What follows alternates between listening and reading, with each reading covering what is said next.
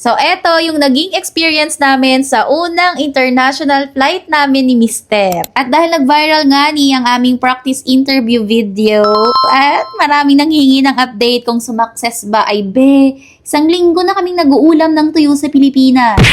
Pero sige, i-share namin sa inyo yung expectation versus reality immigration experience namin traveling as a couple. And for context lang, si Mr. po ay working as professional at ako naman po ay non-pro na pabenta-benta lang ng kung ano-ano sa TikTok, ganun. And speaking of TikTok affiliate, i-share ko na din sa inyo kung ano ba yung ginawa ko para makapag-yellow basket pa rin tayo kahit nasa Vietnam tayo. And lastly, ano ba yung discarded tips para kahit ma-reject tayo ng immigration officer, hindi masakit sa bulsa natin. So dahil first time namin to, kaya 4 hours earlier sa flight namin, nakarating na kami agad ng airport at hindi na kami nagpaligoy-ligoy pa mga mima. Dumiretso na kami agad sa immigration kasi feeling namin sapat na yung practice namin para makalusot. So, magkaiba pala kami ng IO ni Mister na tapat sa kanya is babae, sa akin naman ay lalaki. Yun lang, di niya ginamitan kasi ng charming kaya nagtagal talaga siya eh. So, ang unang hinanap sa akin is company ID. And kako, wala akong company ID, kuya, kasi nga TikTok at Shopee affiliate lang po ako. Well, hindi ko na rin kasi dineclare yung pagiging content creator natin dito sa Meta kasi nga hindi naman nakakabuhay ang kita dito. At mas mahihirapan pa ako kapag hinanapan tayo ng proof of income dito tapos yung income natin sapat lang para makabili ng milk tea. Pero mukhang familiar naman na sila sa field of work na to, kaya ang hinanap lang sa akin ay 1-month commission ko sa TikTok. So, ganun na kadali yung experience ko, pero nag-prepare pa rin naman ako ng bank statement just in case na hanapin. So, kung gaano ka-easy yung experience ko, kabaliktaran naman yung nangyari kay Mister. Siguro napanood yung practice interview niya. O sige ha, ginagago-gago mo yung interview sa iyo ayari ka sa akin ngayon. So, sa kanya daw kasi, may pa-background check pa, like anong course mo, saan ka nag-aral, saan ka nagtatrabaho ngayon, magkano ang income mo, at tinanong din kung kailan na-book yung ticket. Pero ang pinaka-nagtagal, sinanap sa kanya yung original booking confirmation ng ticket sa email. Ang gagaling talaga ng mga immigration officer. Naaamoy talaga nila kung sino yung, feeling ko si kuya sumama lang to sa asawa niya eh.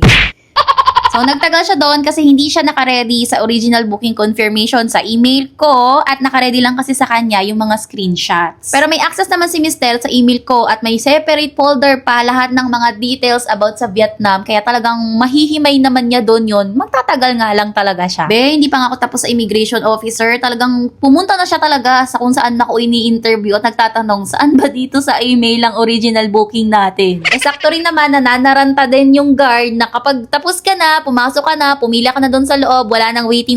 Kaya sabi ko na lang talaga sa asawa ko, good luck na lang sa'yo. Pero buti na lang talaga, matyaga rin naman yung IO, antayin yung asawa ko sa pagbulatlat ng mga email kahit gaano pa yan katagal. And then, doon ko lang din na-realize na kaya pala minsan matagal ang pila sa IO. So, sana meron kayong natutunan sa experience namin, especially sa mga first-timer katulad namin, especially lalo katulad ng asawa ko na sama lang ng sama sa asawa niya. So, nung sumakses na kami, di ba nga 4 hours earlier naman kami sa airport, kaya talagang marami pa kaming time maglamyerda. Kaya naman sabi ko, eto na yung best time para gamitin natin yung free airport lunch ng Maya Credit Card. Wow! Kaya buti na rin talaga na ihabol namin yung Maya Credit Card ni Mister, kaya dalawa kaming nakalibre ngayon sa airport lunch. Kaya naman, thank you, Maya! So, para sa mga interesado, sige, gagawan ko na lang ito ng separate video. Pero sa kabilang banda, alam nyo ba, just in case na hindi naman kami makapasa sa IO or yung isa sa amin hindi makapasa, syempre, hindi na kami tutuloy parehas. Kasi hindi naman siya magiging masakit sa bulsa namin, sa puso lang.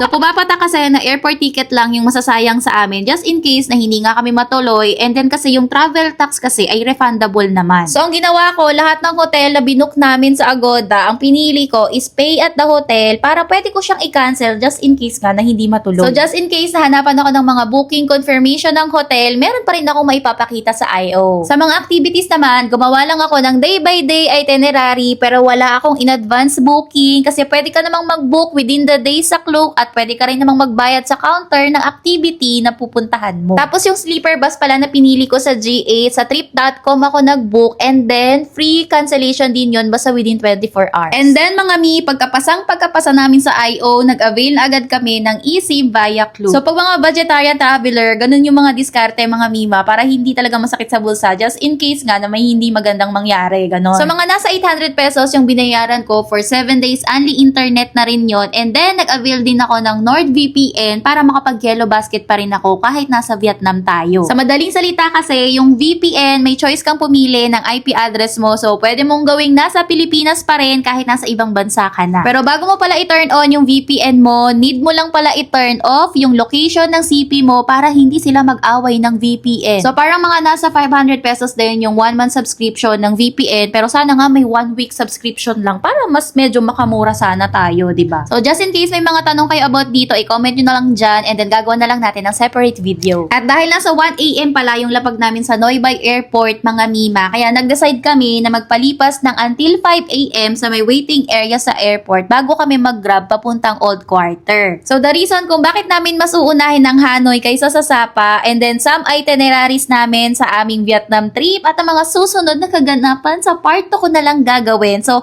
yun lang muna mga Mima for today's Jumanji Adventure. Bye-bye!